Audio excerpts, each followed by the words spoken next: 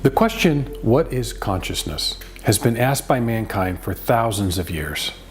And there are many opinions, books, and experts, including psychologists and philosophers, that attempt to answer the question, what is consciousness? However, even the psychologists and philosophers do not have a solid understanding of consciousness. Much of their knowledge is based on hypothesis, unproven assumptions, opinions, and speculations. In today's episode, we will be exploring Billy's explanation of consciousness. We will also be looking at the personality, the psyche, the feeling center, and other contributing components that make up our conscious experience.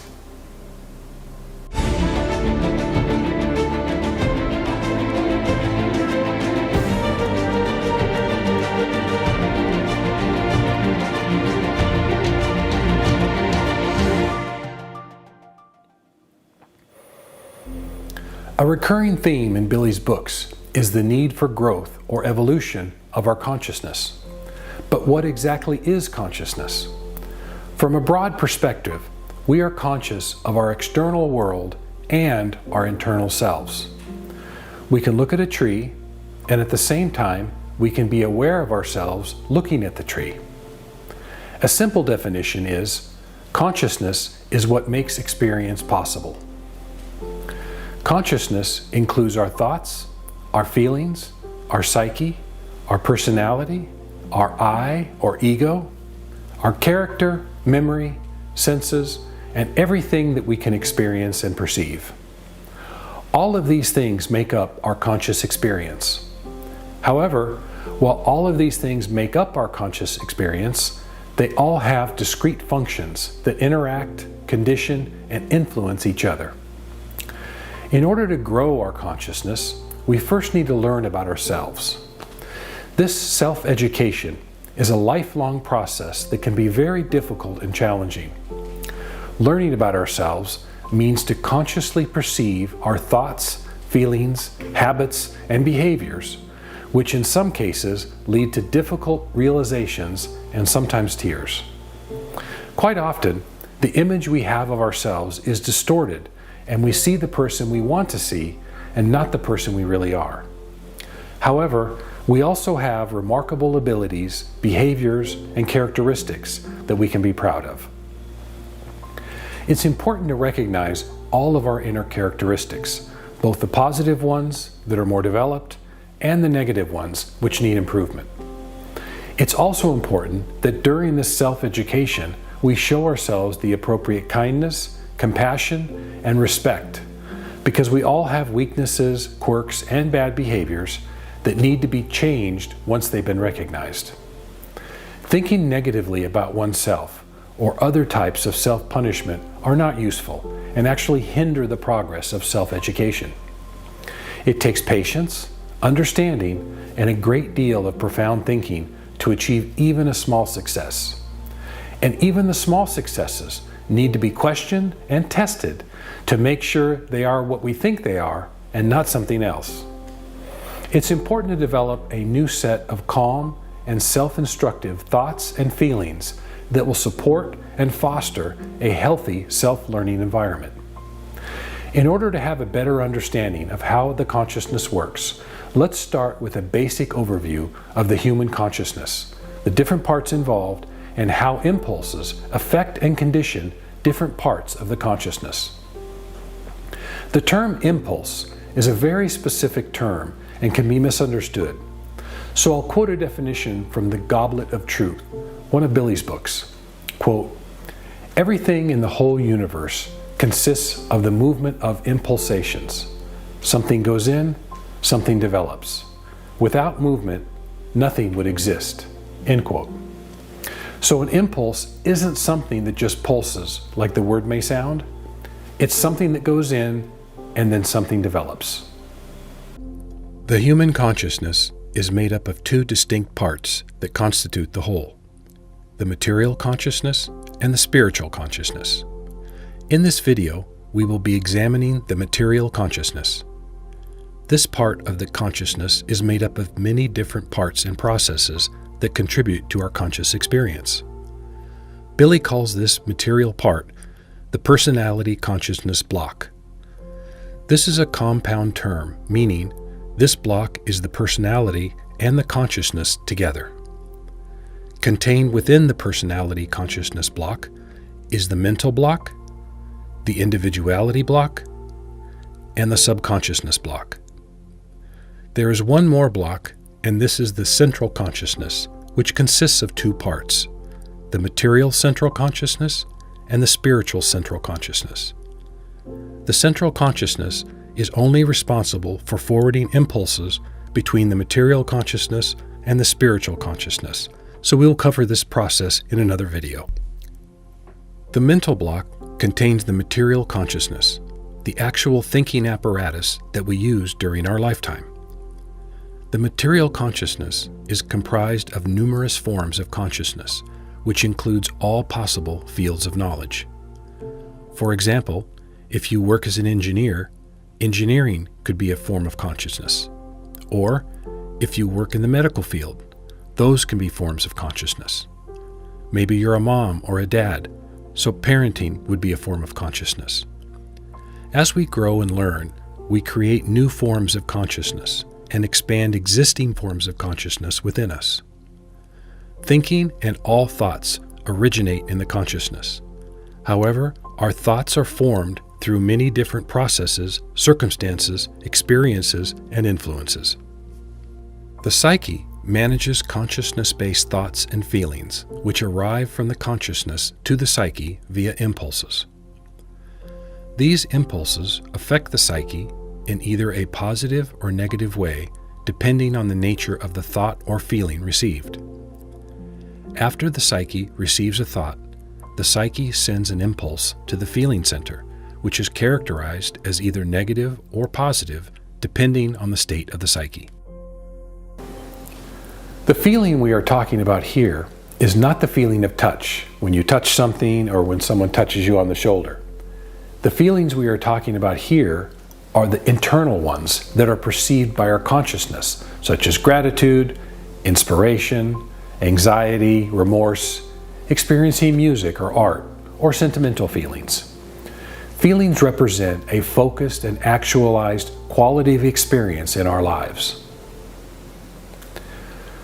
Feelings can be connected with our assessments of people or events, with memories of the past events, as well as with perceptions and understandings.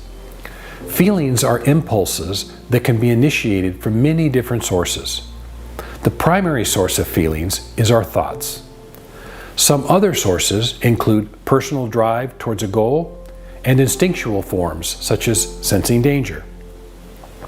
Feelings can also be generated directly by conditions of the personality.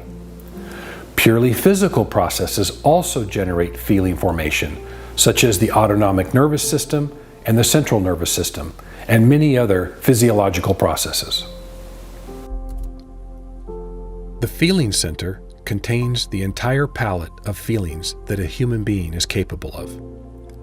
When the feeling center receives a negative or positive impulse, the corresponding feeling is sent to the consciousness, whereby a particular distinct mood will arise. As you can see from this diagram, our thoughts are a primary source of feelings. Our thinking of positive or negative thoughts affects the psyche either positively or negatively, in which case the psyche becomes unequalized or out of balance and enters into a negative or positive state. The psyche then sends impulses to the feeling center, and the feeling center sends a corresponding feeling to the consciousness. As an example, Mary was thinking about picking some flowers from her garden for a friend. Her positive thoughts of picking the flowers to cheer up her friend reached the psyche, which changed the psyche's state to positive, and then the corresponding impulse is sent to the feeling center, which generates a warm, loving feeling within her. Another example would be Mary notices a mean social media post about her. She then starts to think about how she could get back at the person. Her negative thoughts change her psyche to negatively unbalanced, and then an impulse is sent to the feeling center, whereby feelings of revenge become conscious in her mind. This can go even further, because now she thinks more along the lines of revenge, which continue to reinforce those thoughts with more feelings of revenge. In this simple example, we can see how our thoughts have a tremendous effect on our feelings, actions, and state of being. Emotions can be mistakenly identified with feelings. However, emotions and feelings are different. Emotions are impulses that are triggered by internal or external stimuli that strike like lightning and in many cases are uncontrollable. You've probably heard the term an emotional response. It's a quick impulse response that has unconscious thoughts preceding it. Because these thoughts are unconscious, we have no control over emotional impulses. We can only exercise some control after we recognize the emotion in our consciousness. In contrast, feelings manifest slowly and are always preceded by a thought. Feelings are generated through our own conscious and unconscious thinking. This means, at least for our conscious thinking, feelings can be controlled by controlling our thoughts. There's an easy experiment you can do yourself. Observe yourself inwardly. As you notice feelings arise, see if you can also observe the thoughts that preceded them. During this exercise, see if you can also observe the difference between feelings and emotions. It might take some work in the beginning, but it's something you can observe and discover yourself. We often think, feel, and act instinctively and reactively in an unreasonable and emotionally charged manner without even thinking. And from this behavior, we create confusion, animosity, and lack of understanding among other human beings. When we get that lightning-fast emotional response in our consciousness, thoughts are generated, sending impulses to the psyche, which in turn generate feelings associated with the emotion, which end up back in the consciousness. This feedback loop that started with an emotion and led to feelings can be a very strong emotional or feeling state and can lead to actions such as acts of jealousy, violence, or revenge.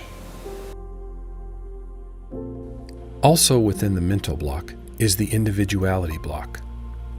The individuality block is still within and part of the mental block or consciousness. The individuality block contains the ego, the personality, the character, and memory. The most significant thing about these four aspects of ourselves is that all of them are created through our own thinking, feeling, behaviors, and actions. The ego, or I consciousness, is always demanding and selfish. Our I, or what we think of as ourselves, is often loud and has many tricks to get what it wants. It can justify our actions even though they may not be right, or it can use seductive voices to coerce us into action or inaction. Our personalities are not something we receive new at birth. They are created by each individual person through conscious efforts and intensive thought processing, which is a lifelong learning process. The character and its behavior and actions are formed and shaped by the consciousness and the personality. The character embodies the qualities or properties that define the individual nature of the personality.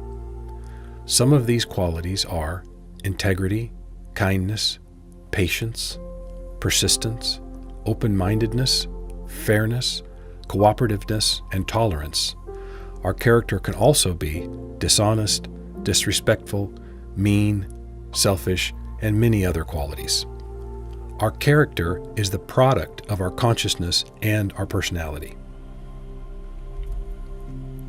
The memory is used by the material consciousness to store all types of perceptions, experiences, teachings, things heard, things felt, and all of life's experiences. Our memory stores this information so it can be recalled later by the material consciousness. Memories can generate feelings. For example, visiting the place where you grew up could recall memories to the material consciousness that would generate thoughts and feelings. The subconsciousness sends impulses that are instructive and helpful to our consciousness. These impulses can be instructive and helpful if we notice them. They are very subtle and are only noticeable if we are diligent in our observation and balanced in our thinking. For many, the busyness of daily life makes it almost impossible to recognize these subconscious impulses. All of our actions are controlled and initiated by one of our forms of consciousness. As an example, let's say you and another person were talking and the other person said something that offended you. Maybe he insulted you. The ego or I consciousness would say to you, "Hey, he insulted me," and maybe even suggest, "You're not going to let him get away with that, are you?" Or even, "You need to show him who's boss." These types of thoughts send negatively polarized impulses to the psyche, causing the psyche to become negatively unbalanced. Then the psyche sends negatively polarized impulses to the feeling center, after which the feeling center sends feelings of bitterness, which you become conscious of. Then your thoughts turn to this feeling of bitterness, and after a few seconds of thinking about the bitterness, the same cycle ensues, and then feelings of animosity arise. Then, after thinking about the animosity, feelings of revenge become noticeable in your consciousness. This is an example of how the I consciousness, along with the personality, creates thoughts, and how these thoughts get perpetuated and escalated without some thought intervention through self-observation. It's important that we learn to recognize and then learn about this process that goes on in our consciousness every day of our lives. Using this example, it's also important to know that the psyche not only manages our thoughts and feelings, but also directly affects our physical bodies. When thoughts and feelings are observed from a purely physiological standpoint, they are simply a mixture of chemicals and electrical circuits in the brain. The psyche is located in our physical bodies between the breasts, just above the solar plexus area. The solar plexus is made up of two nerve bundles called ganglion, and these nerves are closely connected to the psyche. When the psyche is affected either negatively or positively, it has a big effect on our physical bodies, including the productions of hormones and brain chemicals, including dopamine, serotonin, oxytocin, endorphins, and adrenaline. And conversely, the health and vitality of the physical body plays an important role in the formation of feelings through the psyche. This completes a very general overview of our personality consciousness block. As you can see, there's a lot of different processes going on in our consciousness. For the majority of us, very little time is spent looking inwardly, observing our thoughts, feelings, and our behavior. The majority of our time is spent looking outward. We are concerned with our job, our position or rank in society, and acquiring material wealth far beyond what is needed for daily life, and a general disregard for our fellow human beings. Thinking, or the action of thinking, isn't just letting some random thought run off into the wild to see where it might go. Real thinking is a determinative act that we can exercise in our consciousness.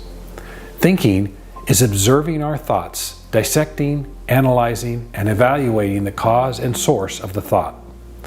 And if we don't do this, then our thoughts just run empty into the distance without any comprehension, and we let ourselves be led around with what Billy calls flying thought scraps. Real thinking is dissecting and analyzing the thoughts that go through our consciousness. There's a practical application you might try yourself. A little earlier, we talked about emotions and feelings. A good exercise is to try and observe yourself and see if you can distinguish the difference between what's an emotion and what's a feeling. It's fairly easy to do. You simply observe yourself with your consciousness when you begin to notice feelings. Try and see if you can notice the thought that preceded the feeling. If the feeling was initiated by a conscious thought, you should be able to recognize it. If it was an unconscious thought, then you're out of luck, because it was an unconscious thought you wouldn't be conscious of it. But many of our feelings are preceded by conscious thoughts, so there is a possibility of noticing it if we take the time and effort to observe ourselves. And this exercise can be done while jogging, driving to work, during work, really any time at all.